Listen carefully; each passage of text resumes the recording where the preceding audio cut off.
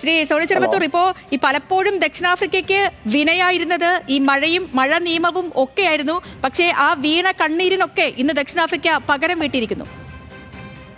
യാതൊരു സംശയമില്ല, അത് തീർത്തും അർഹിച്ചിരുന്നതാണ്. ഇത്രയും കാലത്തെ കാത്തിരിപ്പ് ഒരു വേൾഡ് ടെസ്റ്റ് ചാമ്പ്യൻഷിപ്പിലൂടെ നേടിയെടുക്കാൻ, ഒരു ICC ട്രോഫി നേടിയെടുക്കാൻ അവർക്ക് സാധിച്ചല്ലോ. എനിക്ക് തോന്നുന്നു നേരത്തെ സൂചിപ്പിച്ച പോലെ തന്നെ ഒരുപാട് ബുദ്ധിമുട്ടുകൾ അല്ലെങ്കിൽ ഒരുപാട് ഭാഗ്യക്കേടുകൾ വിടാതെ പിന്തുടരുന്ന ഒരു ടീമാണ്.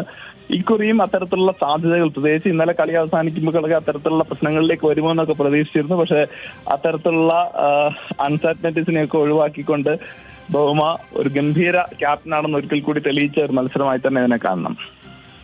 ഈ ലോകവേദികളിൽ 12 വട്ടമാണ് സെമിയിലും ഒരിക്കൽ ഫൈനലിലും ഇതേപോലെ കണ്ണുനീര് വീഴ്ത്തേണ്ടി വന്നത് ദക്ഷിണാഫ്രിക്കയ്ക്ക്.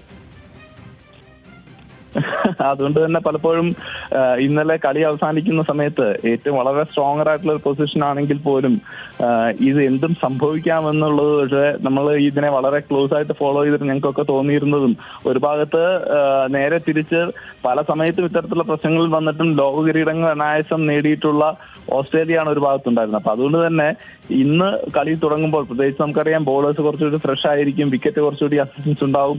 ആ സമയത്തൊക്കെ തുടക്കത്തിൽ വിക്കറ്റുകൾ നഷ്ടപ്പെടാം, പ്രത്യേകിച്ച് ഏഴ് മാക്രത്തിനൊക്കെ നഷ്ടപ്പെട്ട് കഴിഞ്ഞാൽ ബുദ്ധിമുട്ടിലാവുമെന്നൊക്കെ പ്രതീക്ഷിച്ചിരുന്നതാണ്. പക്ഷെ എനിക്ക് തോന്നുന്നു അവർക്ക് ആദ്യമായിട്ട് അണ്ടർ-19 ലോകകപ്പ് നേടിക്കൊടുത്ത ഐഡൻ മാർക്രത്തിന്റെ ആ ഒരു ഇന്നിങ്സ് ഒരുപക്ഷെ ഒരു സൗത്ത് ആഫ്രിക്കൻ ആരാധകനും ഒരിക്കലും മറക്കാൻ സാധ്യതയില്ല.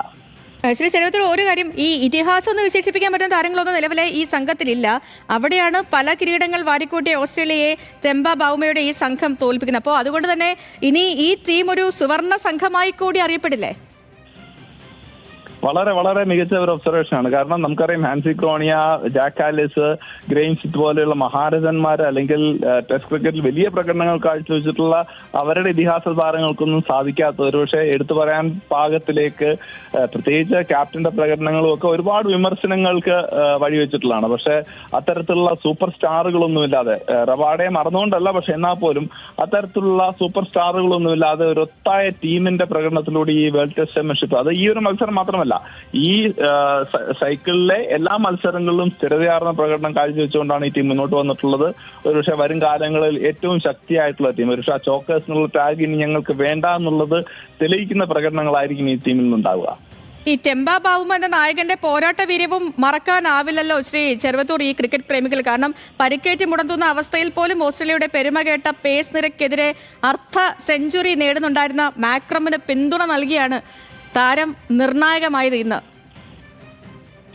അല്ല, അത് ഞാൻ നേരത്തെ സൂചിപ്പിച്ച പോലെ തന്നെ അദ്ദേഹം ഒരു വളരെ അണ്ടർ റേറ്റഡ് ആയിട്ടുള്ള ക്രിക്കറ്ററാണ്. അതിനേക്കാൾ അണ്ടർ റേറ്റഡ് ആയിട്ടുള്ള ഒരു ക്യാപ്റ്റൻ കൂടിയാണ്. അദ്ദേഹം ക്യാപ്റ്റൻ ആയത് അല്ലെങ്കിൽ ടീമിൽ വന്നത് മറ്റു പല കാരണങ്ങൾ കൊണ്ടാണെന്നുള്ള വിമർശനങ്ങളും കളിയാക്കലുകളും ഒക്കെ പല സമയത്തും അദ്ദേഹത്തിന് നേരിടേണ്ടി വന്നിട്ടുണ്ട്. പക്ഷേ ഏറ്റവും ഒടുവിൽ നമുക്കറിയാം ഈ രണ്ടാം ഇന്നിങ്സിൽ അദ്ദേഹത്തിന്റെ ഒരു ഫൈറ്റിംഗ് ഇന്നിങ്സ് മാത്രമല്ല, ആദ്യ ഇന്നിങ്സിലും ആ ഇന്നിങ്സിന്റെ നെടുന്തൂണായിട്ട് മാറിയത് ടെമ്പ ബൗമ തന്നെയാണ്. അത് ഈ മത്സരത്തിൽ മാത്രമല്ല, ഇതിനു മുമ്പുള്ള അവരുടെ ഈ സൈക്കിളിലെ ബാക്കി മത്സരങ്ങളിലൊക്കെ തന്നെ അദ്ദേഹത്തിന്റെ പ്രകടനം നിർണായകമായിരുന്നു. അദ്ദേഹത്തിന് ആ ഒരു മിഡിൽ ഓർഡറിൽ നൽകാൻ സാധിക്കുന്ന സ്റ്റെബിലിറ്റി, പ്രത്യേകിച്ച് നമുക്ക് സാധാരണ സൗത്ത് ആഫ്രിക്കൻ ബാറ്റേഴ്സിൽ നിന്ന് വ്യത്യസ്തമായി അല്പം ഷോർട്ടായിട്ടുള്ള പ്ലെയറാണ്. പക്ഷെ അദ്ദേഹം കാഴ്ചവെക്കുന്ന ബാലൻസ് തീർച്ചയായിട്ടും എല്ലാ കളിക്കാർക്കും കണ്ടു പഠിക്കാനുള്ള അത്രയുണ്ട്.